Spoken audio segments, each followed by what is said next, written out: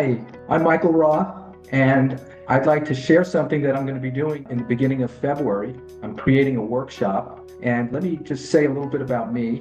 I've been a holistic practitioner and trauma recovery coach, certified intimacy, anorexia, sex and love addiction, trauma of all sorts. And I've been working in the coaching field for close to 40 years, and I've had the privilege of working with some of the masters over the years. And I have packaged what I've learned and created a process that is really powerful and very effective in releasing trauma from the body and mind.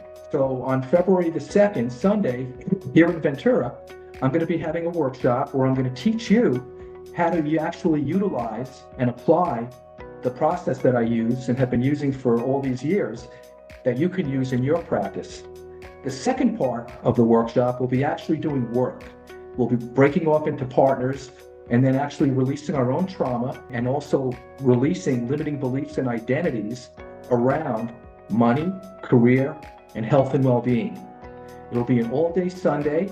I'm available if you have any questions, and I really look forward to meeting you.